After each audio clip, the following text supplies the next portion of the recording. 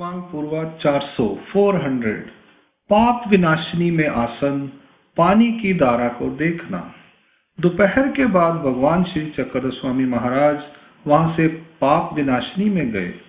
वहां मंदिर में चौकी पर आसनस्थ हुए। भाई साहब ने भगवान के श्री चरणों को धोया, माथे पर तिलक लगाया, पान का बीड़ा दिया। फिर वहां से भगवान पानी के कुंड के पास गए। गौमुख से पूर्व दिशा की ओर पानी की धारा के पास भगवान थोड़ी देर आसन पर विराजमान हुए।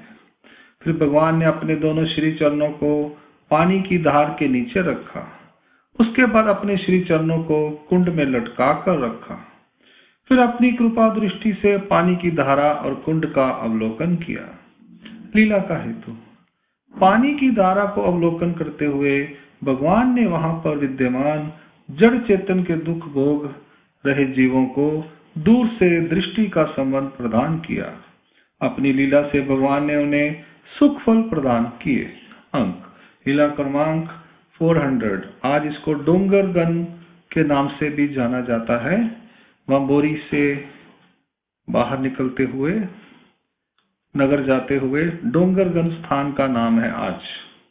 लीला क्रमांक पूर्वार्ध 401। गुफा में बैठे महात्मा को बुलाना। पाप विनाशिनी से निकलने के बाद भगवान वांबोरी गांव के मार्ग में आगे बढ़ रहे थे। वे मार्ग में गुफा के पास पहुंचे। थोड़ा समय भगवान वहां आसन पर विराजमान हुए।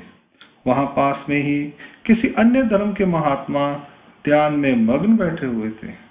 अपने शरीर और जीवन के प्रति उनके मन में कोई लगाव नहीं था।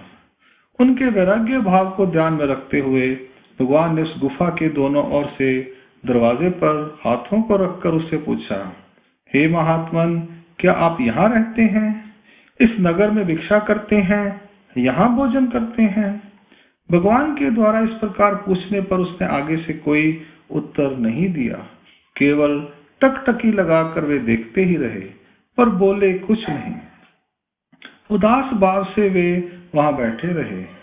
उसके बाद भगवान श्री चक्रधर स्वामी जी ने थोड़ा सा आगे बढ़कर उसकी ठोडी को पकड़कर कहा, देखो यह कैसा अंदर चुपचाप बैठा है।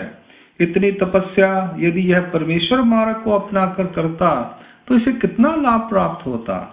यह ठीक ही कहा गया है, जिसके मुख में दांत हैं उसे चने नसीब नहीं। जिसके पास चने हैं अर्थात जिसे चने उपलब्ध हैं उसके पास खाने के दांत नहीं है। ऐसे ही जिस पुरुष को ज्ञान है उसके मन में वैराग्य की भावना नहीं है। इसके विपरीत जहां वैराग्य है वहां ज्ञान नहीं है।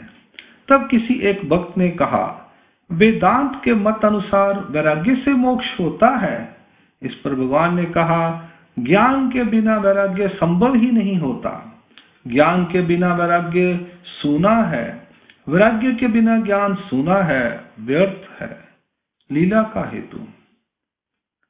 गुफा में बैठे अन्य दर्शनीय महात्मा को देखकर भगवान ने कहा कि यदि इतना वैराग्य परमेश्वर के मार्ग के अनुसार करता तो इसे परमेश्वर का पुनः संबंध प्राप्त होता।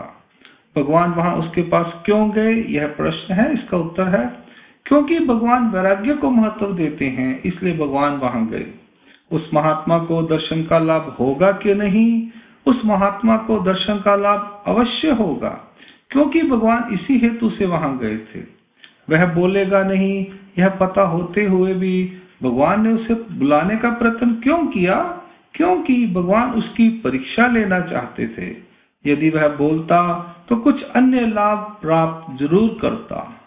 अंक लीला क्रमांक 401 डोंगरगन की लीला यहाँ संपूर्ण होती है। दंडवत प्रणाम। जय श्री चक्रधर।